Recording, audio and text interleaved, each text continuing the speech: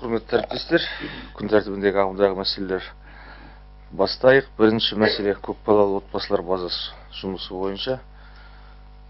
Бектұрұлы Мәлік Айрламыз. Құрметті Бақтыр Лұханұлы, қазіргі таңда әлеуметтік карта деректер қорында 10.754 көпбалалы отбасы бойынша деректер жиналған. 85% ол 4 балалы отбасыларды құрайды, 15% ол 5 және одан да көп балалы отбасылар. Мектеп қызметкерлері көп балалы отбасылардың тізімін өзектендіруде, мәліметтерді қалпына келтіру және жүйені толтыру жүргізілуде. Суреттер мен тұрғылықты жердің геолокация көрсетілетін тұрғын үй жағдайы туралы деректерді паспорттауға арналған мобильді қосымша іске қосылды. Елорда емханасының өкілдері оқытылды және базаны учаскелік дәрігерлер тарапынан толтыру жүргізілуде. 5189 бала қазіргі таңда балабақшаларға кезекте тұр. Оның ішінде тізімде 5 жасар балалар жоқ, 4 жасар балалар 1158, 0-ден 3 жасқа дейін 4031 бала. Барлық балалар санынан 53% мектеп жасындағы балалар, 17% ол 1-3 жас арасындағы балалар және 22% ол 4-6 жастағы балалар. 468 бала үйде арнайы білім алуда, ол әртүрлі себептерге байланысты, көбінесе ол медициналық себептерге байланысты үйде оқитын балалар. 722 бала балабақшаларға жіберілді, олардың ішінде 34-ті шағын орталықтарға және де 47 бала мемлекеттік балабақшаларға жіберілді. Көп балалы отбасы санатындағы 102 бала 2019 жылдың мамыр айындағы жасақтаманы күтуде. Қалған 539 бала ол жеңілдікті санатты жекеменшік балабақшаларға бағытталды. 1500-ден астам оқушы мектептер мен оқушылар сарайларына, олардың жанындағы үйірмелерге жазылды, қосымша білім алуда. Тағы да 3000 оқушыға жалпыға міндетті оқу қоры аясында көмек көрсетілуде. Көп балалы отбасылардың балалары мектептерде аса бақылауға алынды. Жұмыс осы бағытта жалғасуда. Жаңа айтылғандай 10.095 отбасылар ол ресми желілерден келіп отыр ақпарат. Ал 659-ы қолма-қол басқару жұмыстың арқасында. Подворовой доход дейміз ғой. Бұл бірақ жүйелі түрде емес табылғандар. Бұны қалай жүйелі түрде мына ақпараттар бір-біріне сәйкестендіру жұмысын қалай жүргізілуде? Мысалы үшін тіркеу, осы отбасыларды тіркеу туралы біз қанша айтып жүрміз? Мысалы, бір отбасында 2 бала келген кезде бір үйде тіркелген, ал 4 баласы осы жерден өмірге келіп, әртүрлі жерлерде тіркелген болады. Bir жерде тіркеу жұмысын полиция департаментімен тапсырма берген. Қалай жүргізілетін? Қазіргі таңда сіз дұрыс айттыңыз, 659 жанұя, ол аулаларды аралау барысында қосымша анықталған жанұялар. Осы біздің әлеуметтік карта дерек қоры құрылғаннан бері қазіргі таңда, мысалы, дәрігерлерде, осы елорда емханаларының өкілдерінде, сосын әрбір мектептің мұғалімдерінде, егер олар өздері жұмыс істеу барысында осындай көп балалы жанұяны анықтаса, олар сол біздің дерек қорға сол барлық анықтамаларды енгізіп, жұмыс орындары ашылды ма? Барлық жұмыс орындары ашылды. Қазіргі таңда осы мұғалімдер, сосын емхананың дәрігерлері осындай оқудан өтті. Олар сол базаны қолданып, сол жаңа деректерді енгізіп жатыр. Осы жұмыс орындары қалай қолданады? Осындай деректер керек. Жаңа баяндамаңызда. Қосымша осындай ақпарат беріңіздер. Екінші мәселе қаланың ағымдағы өмір тіршілігі және тұрғын үй коммуналдық шаруашылық жағдайы туралы. Тұрлыбек Аманұлы. Құрметті Бақтыр Лұханұлы, құрметті әріптестер, бүгінгі күні қаланың барлық тіршілікті қамтамасыз ету объектілері штаттық режимде жұмыс істеуде, төтенше жағдайлар тіркелген жоқ. Қазіргі уақытта судың көлемі 409 миллион текше метр құрайды.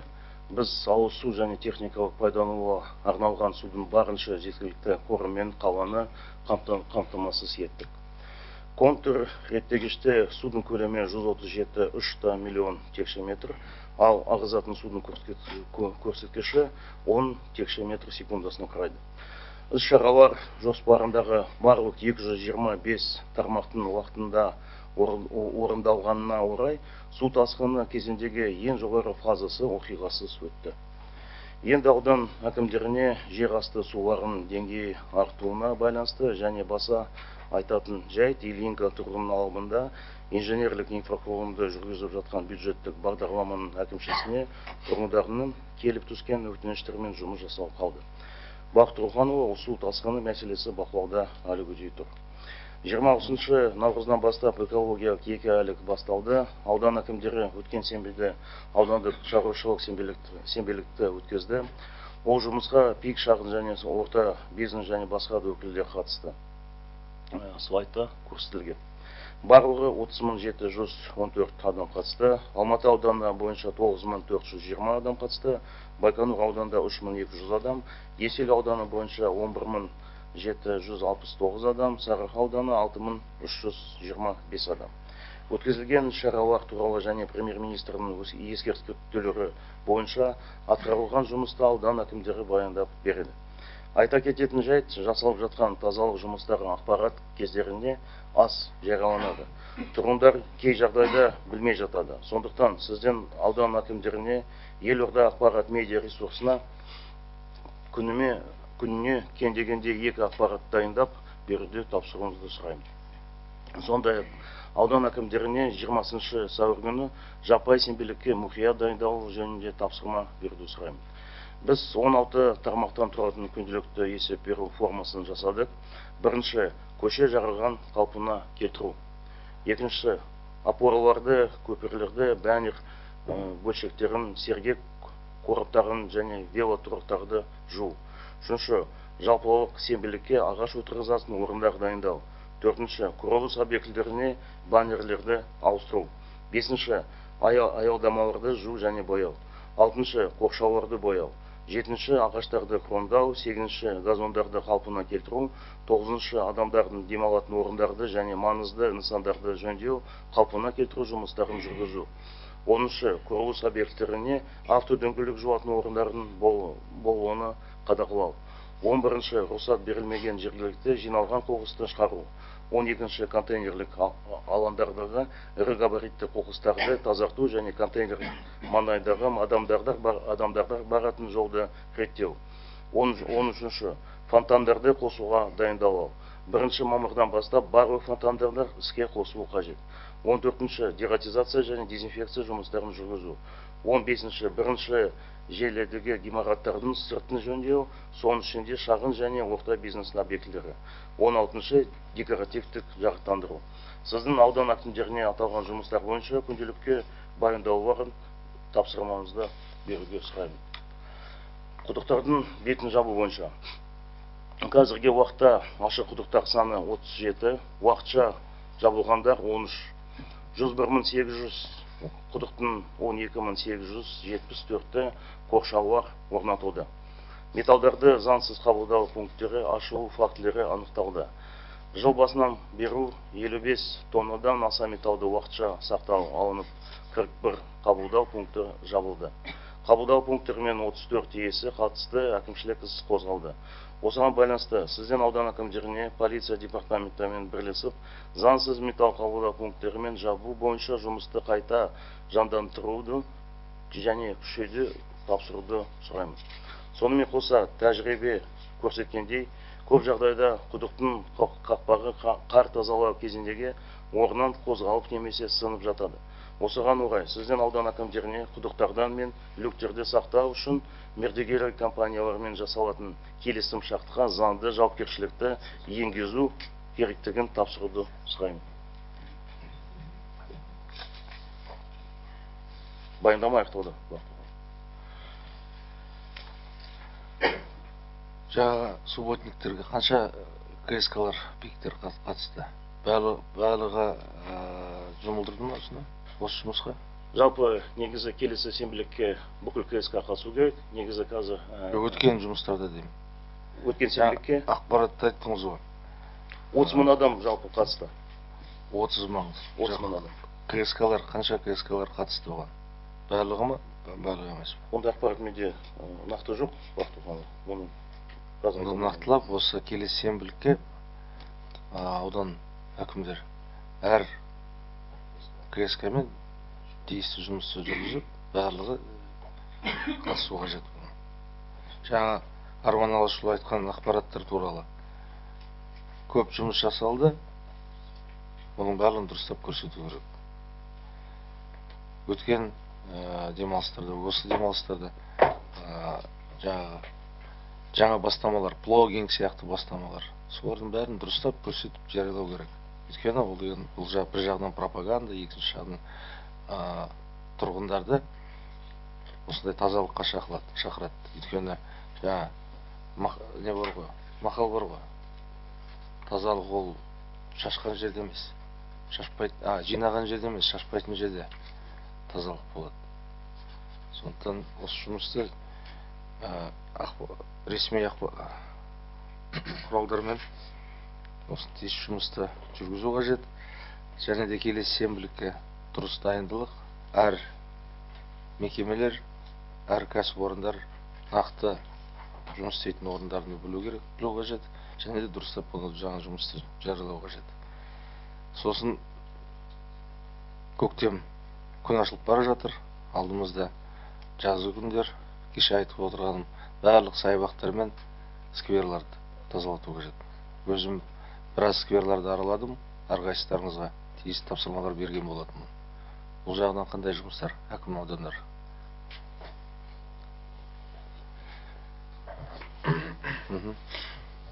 Құрметті Бақыт Руханұлы, көктемгі экологиялық қайлықты және жалпы халық сенбілікті ұйымшылдықпен өткізу мақсатында штаб құрылды және жұмыс шарасының жоспары жасалды. Аудан 5 орынға бөлінді. Алматы ауданы әкімі аппаратының мамандары, ауданның ПБТКП, тұтынушылар құқық қорғау департаментімен, сонымен қатар ауданның мемлекеттік кіріс басқармасымен бірлесе отырып хабарландырулар мен бекітілген және тиісті аумақты қажетті жұмыс түрлері көрсетілген ескертулерді тарату жұмыстарын жүргізуді. Барлығына ескертілді және 10 мың астам нысан хабарландырылды. Төрағалары көктемгі экологиялық қайлық уақытында тиісті үй ауласын жинауға, ағаштар отырғызуға және кіші сәулет формаларын жөндеуге тұрғындардың шығуын ұйымдастырады. Ағымдағы жылдың 20 сәуірі мен 11 мамыры күні жалпы халық сенбілікті өткізуге 15 мыңнан астам адам шығып, 200 бірлік арнаулы техника тартылады деп жоспарлануда. Атап айтқым келеді, ағымдағы жылдың 30 наурызында және 6 сәуірінде сенбіліктер ұйымдастырылып, оған 2200 астам мекеме ұйым қатысты. Оның ішінде Алматы ауданы әкімі аппарат, мәдениет, денсаулық сақтау, құрылыс және мердігерлік ұйымдар. Жалпы 15 мың адам, 170 тонн қоқыс. Жұмыс бақылауда 20 сәуір бәріміз шығамыз. Берілген тапсырмаларды орындаймыз. Қанғалиев. Құрметті Бақтыр Руханұлы, Кешірім сұраймын, жаңа Жерұйық 1, Жерұйық 2 парктер жағдайы қалай? Жалпы состояниесіне қазір нормально, енді жұмыс жүргізуде тазаламыз. Қанғалиев. құрметті Бақтыр Руханұлы, жалпы қалалық экологиялық қайлықтың шаралар жоспары бекітілді. 34 шара аудан бойынша, оның 8-і біз жалпы қалалық сенбілікке дейін бастайтын болғанбыз.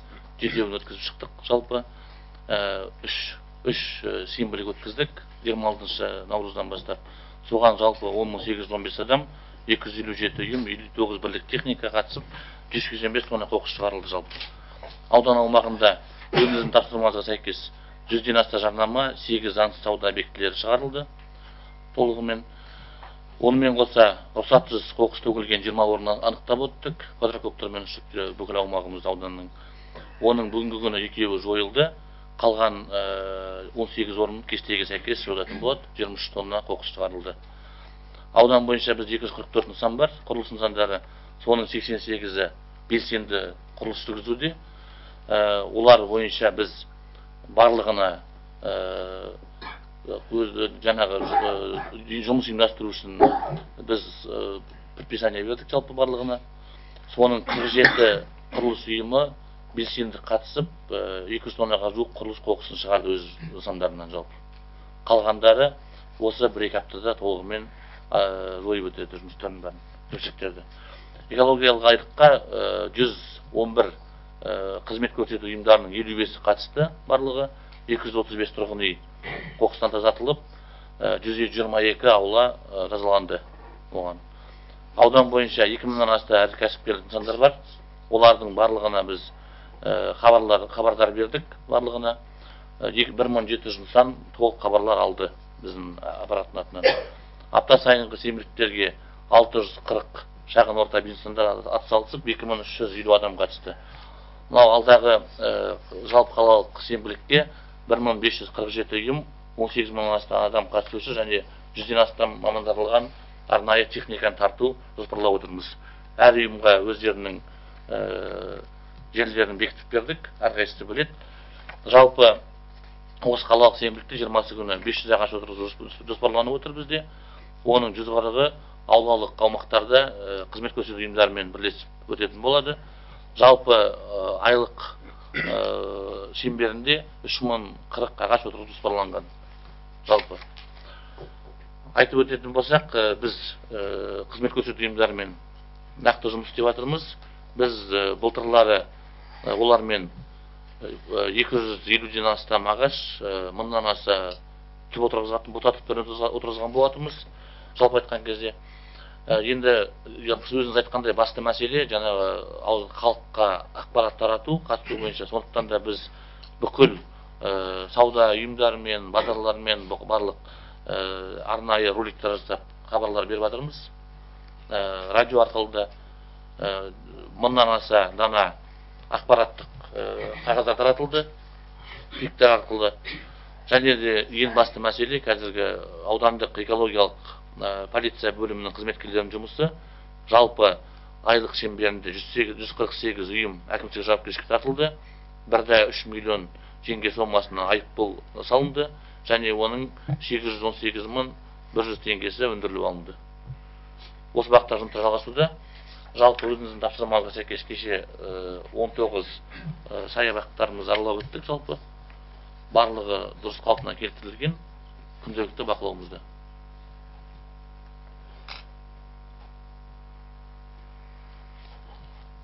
Егенберді. Құрметті Бақыт Тұрлыханұлы, құрметті жиын қатысушылар, Сарыарқа ауданының тіршілік әрекеті және тұрғын үй коммуналдық шаруашылығының ағымдағы жағдайлар туралы баяндауға рұқсат етіңіздер. Сіздің тапсырмаңыз бойынша Сарыарқа ауданының аумағында экологиялық сенбіліктер тұрақты түрде жүргізіліп келеді. Аудан әкімінің тазалық бойынша аулалар мен көшелерді аралап шығу тұрғындармен сенбі сайынғы тұрақты кездесулер әдетке айналған. Аудан тұрғындарының көмегі арқасында және олардың плогинг акциясы белсенді қатысулар нәтижесінде 7 шақырымнан аса Есіл өзенінің бойы қоқыстардан тазартылды. Қазіргі таңда аталған шара жанұялық сипатқа ие бола бастады. Тәрбиелік мәні зор шараға ықылас білдіріп жатқандардың саны күн санап артуда. Осы әдіспен кеше, яғни 14 сәуірде Сарыбұлақ өзенінің бойы тазартылды. Одан басқа Астана жастар ресурстық орталығы біздің қолдауымызбен басқару колледжінің Бригантина экологиялық туристік клубы біз таза қала үшін дәстүрлі акциясын өткізген болатын. 13 сәуірде ауданда сенбілік өткізілді. Сенбілікке 852 мекеме, 6700 адам қатысып, оның нәтижесінде көмір полигонына 96 тонна, кешегі күнге 232 тонна қоқыс жөнелтілді. 2 күн бойынша 328 тонна қоқыс шығарылды. Сонымен қатар сенбілікке 109 тұрғын үй қорының ұйымдары қатысып, барлығы 700 адамдай тартылды.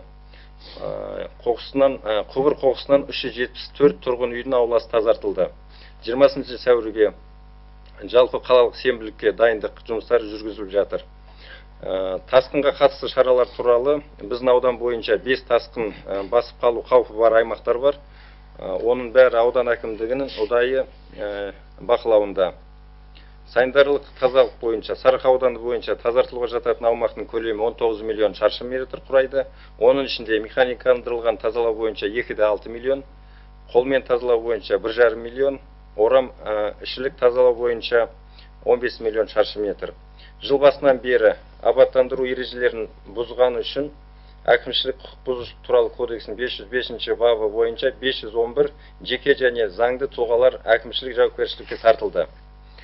Жарықтандыру бойынша үстіміздегі жылдың сәуір айының 11-12 жұлдыздар аралығында аудандағы магистральды және орталық көшелерді көріп аралап шығу барысында жанбай тұрған жарық шамдарын 215 анықталды. Қазіргі таңда олардың 150 қалпына келтірілді.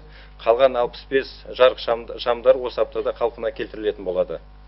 Құдықтар жабу туралы қазіргі таңда аудан аумағында 22.430 құдық бар. Биылғы жылдың басынан бастап 396 өтініш келіп түскен болатын. Олардың барлығы коммуналды кәсіпорындармен бірге қайта жабылды. Өткен аптада 78 өтініш келіп түсті, оның барлығы қанағаттандырылды. Бұл бағыттағы жұмыстар жалғастырылуда. Жөндеу және қалпына келтіру жұмыстары бойынша өткен аптада аудан бойынша 7 орын мәрмір плиталары ауыстырылды. Ол атап өтсек, Молдағұлов атындағы саябақ, Кенесары көшесіндегі бойындағы жер асты өту жолы, Абай 27-ші даңғыл бойындағы саябақ, Желтоқсан көшесіндегі жаяу жүргінші көпірі, Атырау саябағы, Сарыарқа даңғыл бойындағы Бөртегүл саябағы, Мәмбет көшесілері. Қазіргі таңда жөндеу және қалпына келтіру жұмыстарын жүргізу мақсатында аудан бойынша бұзылған, қираған, ретке келтірілетін жерлерге ауқымды мониторинг жүргізіліп жатыр. Анықталған жерлер бойынша шұғыл ретке келтірулер қолға алынатын болады. Ақпарат аяқталды. Рахмет. Есіл Қайыржанов. Құрметті Бақыт Тұрлыханұлы, аппараттық кеңеске қатысушылар, қаланың тұрғын үй коммуналдық шаруашылық және өмір тіршілігінің ағымдағы жағдайы туралы хабардар етуге рұқсат етіңіздер. 13 апреля в рамках Лугинского месячника в районе Есиль проведен субботник. Приняли участие 264 предприятия, 8690 человек. По строительным организациям 40 организаций 524 человека, субъекты МСБ 47 организаций 423 человека, объекты здравоохранения 20 организаций 487 человек, объекты образования 29 организаций 3043 учеников и 1449 сотрудников, объекты культуры 20 организаций 364 человека, детские сады 28 организаций, КСК 80 организаций 1100 человек. По противопаводковым мероприятиям у нас определено 11 наиболее потопляемых участков. В основном это жилой массив Восточной Илинки, военный городок и жилой массив Уркер. В данных участках по заявкам и местах грунтовых вод задействовано 10 единиц машин, 2 мотопомпы. Также дополнительно ДЧС города Нур-Султан задействовано 2 единицы ПНС на участке сектора 2 и ГКП Суарнасы 1 насос. По очистке рычно-лотковых сетей. Все рычно-лотковые сети были очищены, даже приемные решетки также. По санитарной очистке. Для обеспечения надлежащего санитарного состояния района разделено на 8 участков, в том числе 9 жилых массивов, на которых работу осуществляет 15 подрядных организаций. Всего на территории района расположено 230 улиц, общая протяженность 243 километра, без твердого покрытия 34 улицы, в жилом массиве Чубар и Восточная Илинка. По освещению в районе функционирует более 11 тысяч светоточек уличного и 9100 светоточек паркового освещения. Также шкафов АСУ 136 единиц, трансформатор подстанции 55, опор уличного освещения 8676, опор паркового освещения 6557. По закрытию колодцев с 1 января 2019 года поступило 593 заявок по открытым колодцам. На сегодняшний день все заявки были отработаны. По ремонтно-восстановительным работам. Начаты работы с 5 апреля по следующим адресам. Это площадь перед резиденцией Ахурда, пандус правительства, театр Астана опера, а также проспект Туран. По паркам и сферам провели обход, порядок наведем. Все, хватит. Әріптестерін қаланы абаттандыру туралы біраз сындар айтылды. Премьер-министр өткізген жиналыста 13 сәуірге дейін жою туралы мен тапсырма берген болатын. Әлі де біраз жұмыстар жасалды, бірақ әлі де қатерліктер көп. Көпірлердің астында жер асты, жер үсті қиылыстары, жол төсем қаптау, плиткалары міне. Бұның барлығын бір жүйеге сәйкестендіру керек. Қоқыспен жаңа айтылды, енді строительный мусор туралы әлі де проблема. Жаңа бір аудан ғана баяндамасын айтып өтті, басқалар ешкім айтқан жоқсыздар.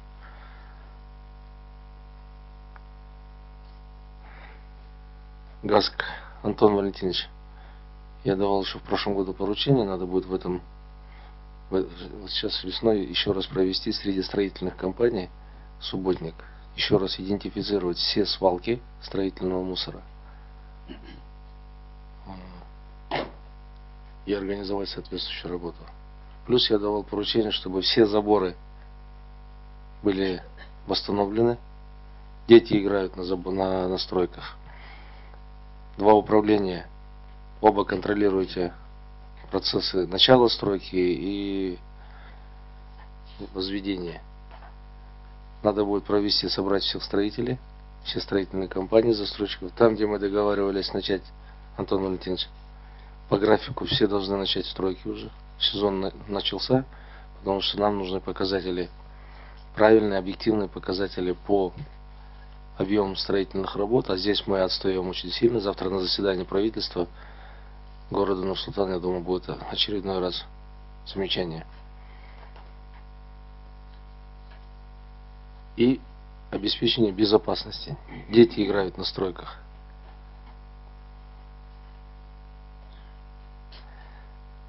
Жақында жазғы мезгіл басталайын деп отыр. Кеше мен біраз парктерді аралап шықтым. Әсіресе мына Есіл өзенінің жағалауындағы, екі жағындағы Алматы және Есіл ауданы. Халық көп демалады. Тазалық жағынан проблемалар бар. Және де халықтың демалатын жерлері туралы мән беру керек. Вот на левой стороне, со стороны Саранды, как будто бы был заброшен этот парк, но тем не менее население туда очень активно по спецтрассе перебегают, и вот здесь с точки зрения безопасности очень много. Дорожная полиция, чтобы посмотрела, департамент полиции, посмотрите. Там бедные дорожные полицейские пытаются что-то сделать, но проблем много.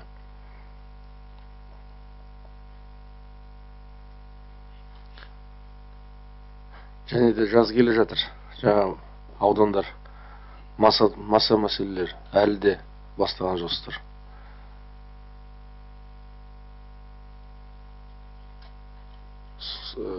Санэпидстанция, или как у нас служба называется, Байгабулов участвует здесь?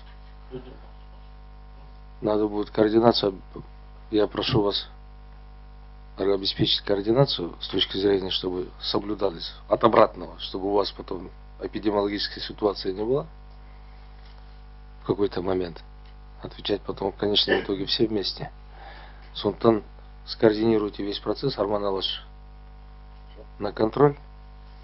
Пожалуйста, Ерлан Эмирович. Бізге санэпидстанция графикті берді. 18 сәуірден бастап бірінші турды бастауымыз керек. Иә. Бірақ қазір мынау ауа райының қолайсыздығынан жауын болып кетсе, оны бастау кешке қалдырамыз.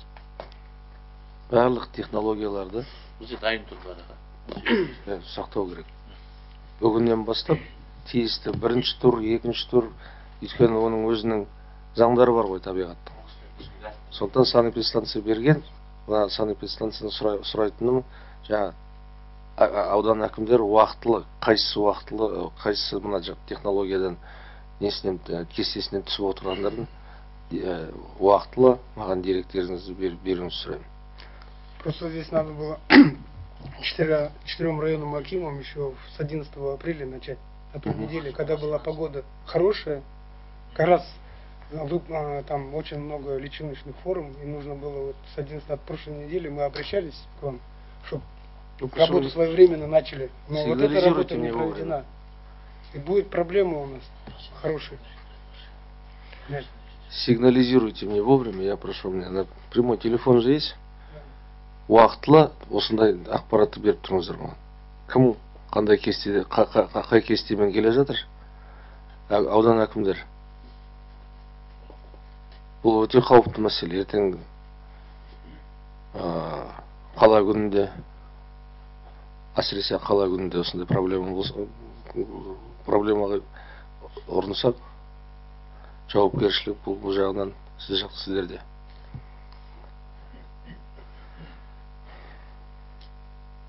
Жаңа құрылыс алаңдарды қоршаулар туралы және брендтеу туралы әлі де Арман Алашұлы, Нұрлан Жаңбыршұлы. Осы аптадан аяғында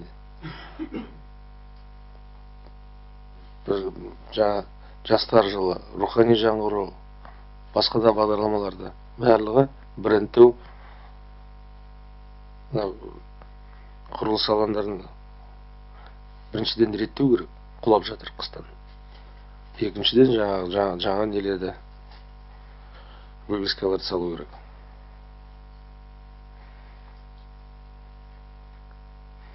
Төлеген Базарбайұлы, Данияр.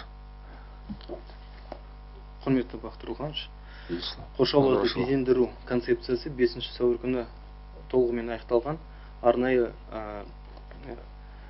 басу форматына 8 сәуірде аударылып, барлық аудандар мен тиісті басқармаларға берілген. Қазіргі таңда біз жақтан бүкіл шаралар орындалған.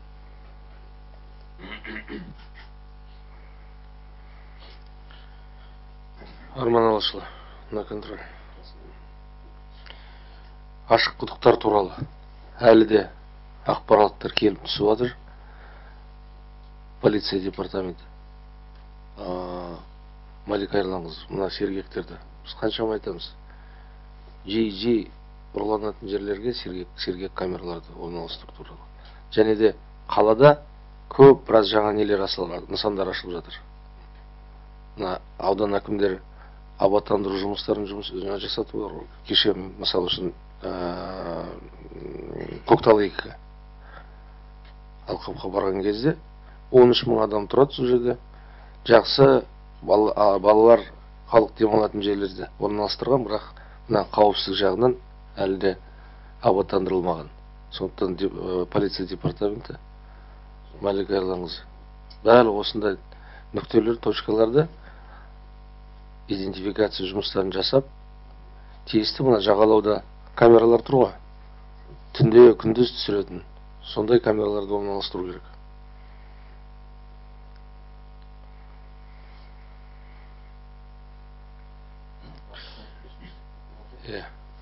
Микрофон. Жеке жерлердің қасындағы. Микрофон. Сол мәселелерді, ол жеке септіктер адамдардың. Соған бір шара қолдансақ, бір ереже енгізіп, өйткені оларда жаңа қақпалары жоқ көбінің. Әрқайсысы өзі жабады, қолдан келген материалмен. Жоқ, мынаны емес, біздің район бойынша кетті, жасын секторды. Айтып өтейін. Дәл анау ненің бойында, міне, жоқ, анау үйлердің бойындағы жер үйлердің. Міне, мысалы, мынаның бәрі септиктер, жұрттардың шығарып қойған адамдардың. Өздерінің үйлерін істемейді да, мынау көшенің бойына шығарып қояды. Жоқ, бұл туралы тиісті заңнама бар ғой. Заңнаманың қолданып кім керек сіздерге? Полиция керек. Енгізсек, өйткені ешқайсында функция жоқ, архитектурада ешқайсында. Неге, газетте функция бар ма бұл? Жер үйлер тексерілмейді, жекеменшікті.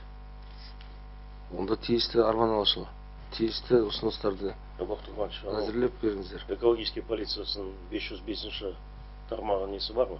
Ол штраф салады толтан. Жоқ, штраф салындар енді. 70 мың деген ажептеуір ақша па? Скоординируйте, Арман Алаш. Ең күн тәртібіндегі жүйелі мәселелерге көшеміз. Қаланың жүйелік 2 бөлім қарастайық. 12 сәуірдегі жағдай бойынша рейтингте 39 жұмыс барысында және 8 жабық жүйелік проблемалар бар. Орынбасарлардың блоктары бойынша жағдай келесі. Нұркеновта өзгерістер жоқ. 4, Әмірин 2, Бектурова 5, аудан әкімдері 4-тен. Арман Алашұлының блогында 12 мәселе. біреу қосылды, 11 болған тұғын. Көптеген шағымдар негізінде бір мәселе қосылып отыр, ол кәріз желілерінің жұмыс істеу. Статистикалық талдау көрсетілгенде 2019 жылғы 1 қаңтардан бастап 13 сәуірге дейін меншікке өткізілмеген ағынды су жүйесі бойынша 284 өтініш келіп түсті. Бұл былтыр жылмен сәйкес кезеңмен салыстырғанда 84 болған, 200-ге артық болып отыр. Ең көбі Есіл ауданы бойынша.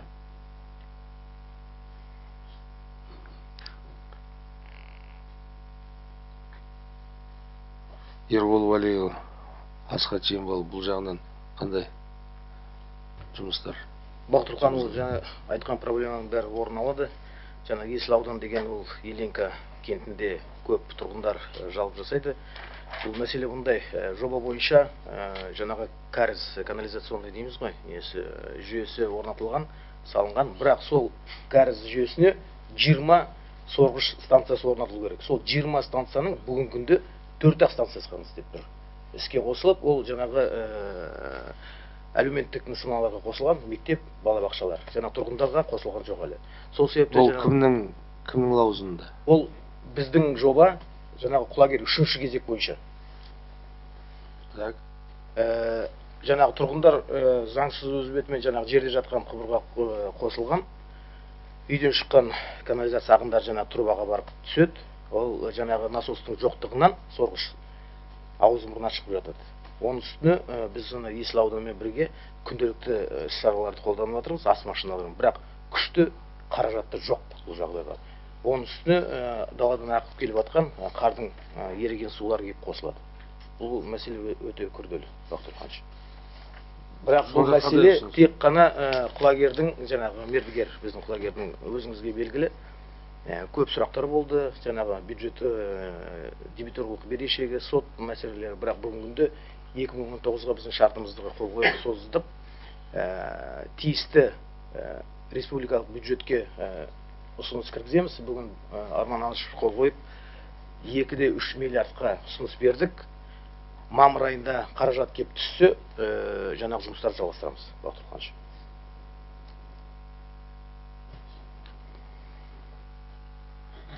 Асхат Жембал. Бақтырханұлы, сіздің тапсырмаңыз бойынша Юго-Восток, Мичурин, интернациональный аудандарда 2011 жылы кәріз құбырлар салынып бастаған. Осы күн жоба деген ескі, қазір сіздің тапсырмаңыз бойынша жоба корректировка өтіп жатыр. Ақшаны сұраттық, ақша берілді. Осы күні тапсырманы орындауға осы Юго-Восток сол жағын, Мичурин интернациональныйға канализацияны апаруға жоба қойып отырық. Сондай осы биыл Қорғалжын тас жолы осы күні декларацияға қол қойылған.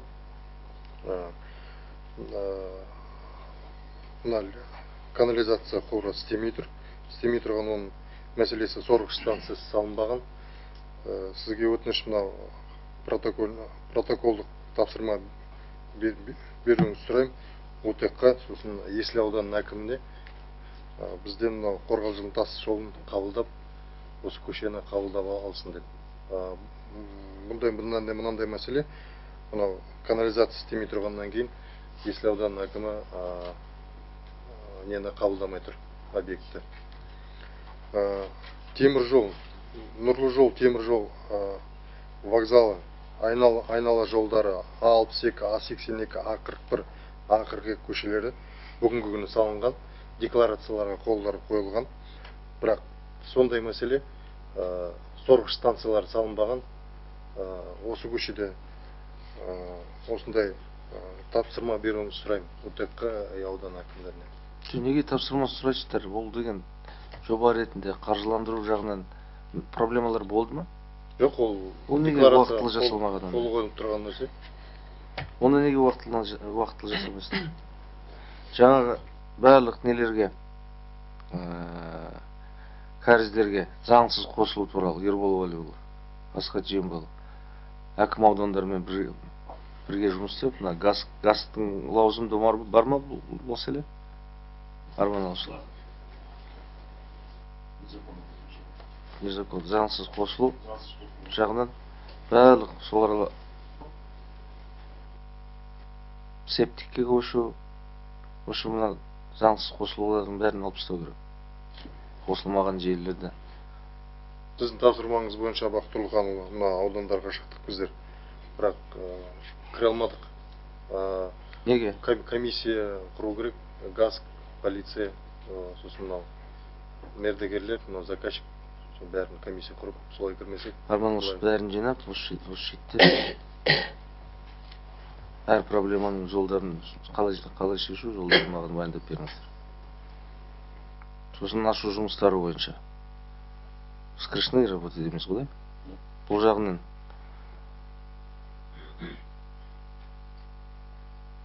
Мен өткен күзде тиісті тапсырма берген болатын.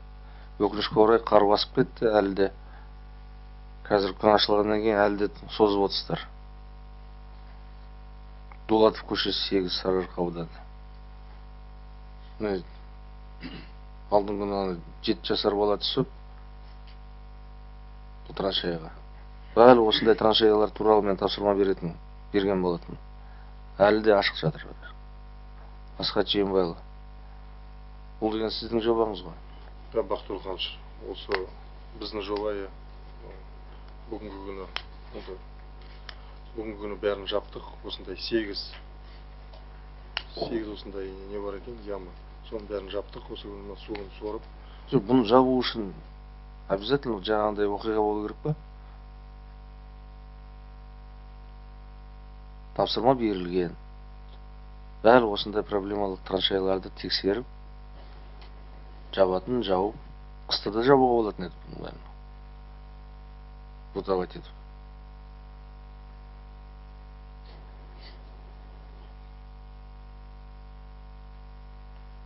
Арман алушылы берік оралы. Тиісті ұсыныстар беріңіздер организационна. Қаланы дамыту жүйелі мәселелері туралы күн тәртібіне көшіп бөлім қарастырамыз бүгін. Бірінші білім беру жүйесін және инфрақұрылымды дамыту туралы Ануар Қанатұлы Жаңғозин. Құрметті Бақтырлыханұлы, құрметті әріптестер, Нұр-Сұлтан қаласы білім беру жүйесінің бүгінгі таңдағы жағдайы мен алдымызда тұрған мақсаттар мен міндеттер жөнінде таныстырып өтейін. Қала бойынша 3 пен 6 жас аралығындағы балаларды мектепке дейінгі біліммен қамту 90% құрап отыр. Оның 36% жекеменшік балабақшалардың арқасында. Ағымдағы жылдың соңына дейін 100% көрсеткішке қол жеткізуді көздеп отырмыз. Осы мақсатқа жету үшін жергілікті бюджеттен қосымша биыл 5000 орынға және келешекте жыл сайын 2000 орынға мемлекеттік тапсырыс қаражаты ескеру қажет деп санаймыз. Орта білім беру жүйесіне келетін болсақ, басты назарда әрине мектептегі орын тапшылығы. Биыл 5 мектеп 3 ауысымды режимде жұмыс жасауда және тағы 2 мектеп осы күйге жақындап отыр. Жаңа оқу жылында біздің болжамымыз бойынша 22.000 оқушы келеді. Және тамыз айында жаңа 4 мектеп пен 5 жапсажа іске қосылмақ. Бұл 2 ауысымды режиммен санағанда 14.000 орынды қамтамасыз етеді. Дегенмен ағымдағы 17.000 орын тапшылықты және жаңадан келетін оқушылар санын есепке алсақ, 39.000 орын қажет. Яғни жаңа оқу жылында тапшылық 25.000 орынды құрайды. Бұл 3 ауысымды 12 мектеп. Алдағы 5 жыл ішінде елордалық мектептерде 120 мыңнан астам жаңа оқу орындарын ашу қажет. Осы мәселені шешу үшін мектеп салу процесіне біз отандық және шетелдік инвесторлар тартып отырмыз. 10.000 орынды қамтитын 8 жеке меншік мектептің салынуы бойынша инвестициялық келісімшартпен меморандумдарға қол қойылды. Республикалық бюджет есебінен 30.000 орынды қамтитын 19 нысанның салынуы жоспарланған. Осы шаралар бізде 40.000 орынды қамтуға мүмкіндік береді. Қалған 80.000 орынды мемлекеттік жекеменшік әріптестік аясында мектептерді сенімді басқаруға беріп, соның арқасында жаңа нысандарды салу арқылы қамтамасыз етуді көздеп отырмыз. Осы бағытта алғашқы пилоттық жобалар келесі жылдан бастап жүзеге асырылатын болады. Келесі өзекті мәселелердің бірі білім беру ғимараттарының ескіруі. Қаладағы білім беру мекемелерінің 40% немесе 90 нысан 90-шы жылдардан алдын салынған. Бүгінгі таңда осы 90 нысанның 70-і жөндеуді талап етеді. Жоспар бойынша биыл білім беру нысандарына күрделі жөндеу жұмыстарына 1,7 миллиард теңге көзделген. Бұл қаладағы 8 мектеп. Тағы 2 балабақшада ағымдағы жөндеу жұмыстарын жүргізу үшін 62 миллион теңге бөлініп отыр. Барлық объектілер бойынша конкурстық процедуралар жүргізілуде. Жөндеу жұмыстарды аса қажет ететін тағы 14 нысан бойынша жобалық сметалық құжаттамасы әзірленген. Сондықтан алдағы 2 жылда осы нысандарда тиісті жөндеу жұмыстарын уақытылы жүргізу үшін қосымша 2 миллиард теңге бөліну бойынша өтінішті қарастыруыңызды сұраймыз. Келесі мәселе білім мекемелеріне апарар кірме жолдар. Биыл 64 мекеменің кірме жолдарын жөндеу жоспарланған. Барлық жұмыстарды маусым айында бастап, жаңа оқу жылына дейін аяқтау көзделген. Осы мақсаттарға көлік және жол көлік инфрақұрылымын дамыту басқармасына 593 миллион теңге бөлінді. Дегенмен, кейбір жаңа іске қосылатын мекемелердің кірме жолдарын бойынша жұмыс жүргізу қажет. Бұл өз кезегінде қосымша қаражат талап етеді. Техникалық және кәсіптік білім беру саласын дамытуда 10 басым бағытты анықтап отырмыз. Бұл жұмысты қаладағы жетекші 10 колледж негізінде жүргізетін боламыз. Биылғы мемлекеттік тапсырыс осы мақсатқа сәйкес берілді. Жастар арасында жұмысшы мамандықтардың беделін арттыру мақсатында студенттер жыл сайын халықаралық WorldSkills шеберлер байқауына қатысуда. Бүгінгі таңда елордалық студенттер республика бойынша рейтингте 2-ші орында иеленіп отыр. Балаларды осы және басқа да байқауларға даярлау мақсатында колледждердің негізінде биыл жаңа компетенция орталықтарын ашу жоспарлануда. Ол үшін 400 миллион теңге көлемінде қаражат қажет. Келесі балаларды қосымша біліммен қамтамасыз ету. Бүгінгі таңда қала бойынша балалардың жартысы ғана қосымша біліммен қамтамасыз етілген. Бұл мәселе бірінші кезекте біз комьюнити орталықтар арқылы шешіп отырмыз. Қазіргі таңда қала бойынша 3000-нан астам бала баратын 4 орталық ашылды. Ағымдағы жылдың соңына дейін тағы 4 орталықтың ашылуы жоспарланған. Арнайы білім беру саласына келетін болса, қала бойынша ерекше қажеттілігі бар балалар саны 8000-ға жуық. Бүгінгі таңда оның 6000 баласы мекемелерде тәрбие мен білім алуда. Бұл жалпы санның 80% құрайды. Қалған 20% қамтамасыз ету үшін 122 миллион теңге көлемінде бюджеттік өтінім берілді. Осы сома қосымша 5 түзету кабинеттерін ашу және ағымдағы 15 арнайы мекеменің тиісті заманауи жабдықтауға жартылатын болады. Білім беру жүйесін цифрландыру саласында бірталай жетістіктерге қол жеткізіп отырмыз. Бүгінгі таңда халық арасында кең қолданыстағы мемлекеттік қызметтер автоматтандырылды. Мемлекеттік қызметті көрсету тәртібі 3-5 күннен 5-10 минутқа дейін қысқартылды. Қалалық мектептер мен колледждер қағазсыз құжат алмасу жүйесіне көшірілді. Педагогтардың аттестациялық құжаттары электрондық түрде жүргізіледі. Оқулықтарға тапсырыс беру электрондық жүйе арқылы жүзеге асады. Барлық білім беру мекемелері бірыңғай ашық бухгалтерия жүйесіне қосылған. Осы барлық аталған бағыттар бойынша жұмыс жалғастырылды. Баяндама аяқталды. Назарларыңызға рахмет. Баяндамашы сұрақтар болды ма? Бақтыр Ұлханұлы, сіз білесіз, өткен жылдың аяғында осы балабақшаларға мемлекеттік тапсырысты беру, ол бір жүйеге келтіріп, осы білім басқармасының өзіне берілді. Балабақшалардың саны өте көп болған соң, осы бірінші айларда қиыншылық пайда болды, өйткені табельдерді қабылдауға осы басқарманың жұмыскерлерінің саны жеткен жоқ. Сондықтан да сіздің тапсырмаңыз бойынша, тапсырмаңызбен 1 мамырға дейін электронды табель жүйесі енгізілетін болады. Және де осы барлық балабақшалармен қазіргі таңда жұмыс басталды. Олар барлығы біледі. Сол 1 мамырды күтуде. Содан бастап олар білім басқармасына қағазды түрде өздерінің табельдерін әкелмейтін болады. Мен де бұл мәселені айтайын деп едім. Жаңа 1 қаңтардан бастап біз аудандардан бұл ауызымда қала деңгейіне орталықтандыру жұмыстарын жүргізген кезде біраз сындар келіп отыр. Өйткені уақытылы қаржыландыру. Бұл Анвар Қанатұлы айтқанымен ана бухгалтерлердің жетіспеушілігінен, бірақ жаңа электронды түрде жасалған кезде бұл мәселе шешу қажет. Жаңа бергі оралы тағы да бұл мәселені қарап, екі адам санын көбейту туралы тағы ұсынысты қараңыздар. Және де бүгін кезекті оқу жылы аяқталуға 1,5 ай қалды. Сондықтан алда бір қатар жауапты шаралар өткізу керек. Бұл ұлттық бірыңғай тестілеуге дайындау, соң қоңырау және тағы да басқа шараларға уақытылы дайындау жұмыстарды жүргізу қажет. Мәлік аярлаңыз, осы сұрақтарды барлығын бақылауға алыңыз. Қандай ұсыныстар болса, уақытылы енгізуді сұраймыз.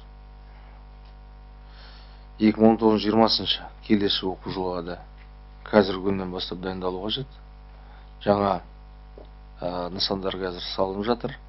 Олардың барлығын біз уақытылы маусым айына ең алыс шілде айында тапсыру. Барлық қазір құрылыспен айналысып жатқан басқармалар маусым айында регенерация, сосын кім тағы? Уақытылы тапсырамын. Және де мына инфрақұрылым тартатын басқармалар. Барлық инфрақұрылымның барлығы уақытылы мектептерге қосылу қажет. Өйткені 1 қыркүйектен бастап толық жұмыс істеу керек. Жабдықтау жағынан Асқар Кемеңгерұлы тиісті шараларды мына бюджет нақтылау кезінде толық шешу қажет. Арман Алашұлы, жаңа инфрақұрылымның барлығын сіздің бақылауыңызда. Және мына ұлттық бірыңғай тестке дайындалу жұмыстары туралы біраз ақпараттар келіп отыр. Мұғалімдер өздерінің жаңа оқушыларға қалай еді, дайындау репетиторлар тарту туралы біраз қиыншылықтарды, оқушыларға түсініспеушілікті туындырып отыр. Бұл жағынан тағы да бақылауға алыңыздар. Және Анвар Қанатұлы, қалалық акселератор ашу туралы жұмысты қашаннан бері біз жарияладық. Әлі де сіздердің басқармадан ұсыныстар жоқ. Білім беру жүйесінен ең өзекті мәселелердің бірі ғой осында. Тұрғындардан біраз мәселелер, сұрақтар түседі. Сондықтан қалалық акселератор жұмысына өздеріңіздің қажетті индикаторлар бойынша қандай шараларды қабылдау қажет туралы ұсыныстарды беріңіздер. Бұл жұмысқа 3 күннің ішінде маған баяндап беріңіз. Әріптестер, сұрақтар бар ма? Жаңа айтылған барлық мәселелерді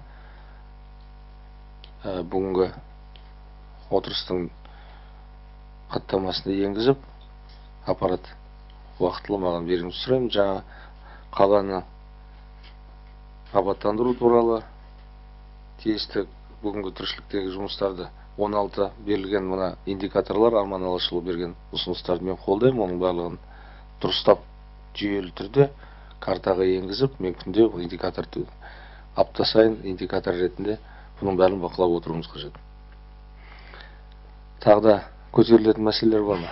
Бақтырханұлы, рұқсат болса, жаңағы осы часть официальный канализация желісі туралы бір қысқаша айтып кетсем, сол жағалау күндік жағдай ЧС. Міне, бүгінгінде сол жағалау районында міне Керей Жәнібек, Мыңжылдық, Мәңгілік ел, Қабанбай Батыр, міне қызыл түстімен бүгінгі істеп тұрған құбыр диаметрі 1600. Бұл күрделі жағдайдың мәселесі мұндай, Бақтырханұлы. Бұл 2006 жылы салынған құбыр. 2006. Бұның материалы пластик.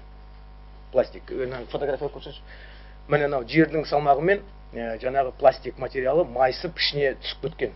Бүгінгі күнде жаңа құбырдың несі, міне телеинспекция жасағанбыз. Көрдіңіз ғой. Бұл 1600 диаметрі бүгінгі күнде 50%-ға құммен кептетіліп бітеліп қалған. Вернись жаңағы. Міне. Енді бұл сұрақты қалай шешу керек? Мынау жасыл түсті альтернативтік құбыр салу керек.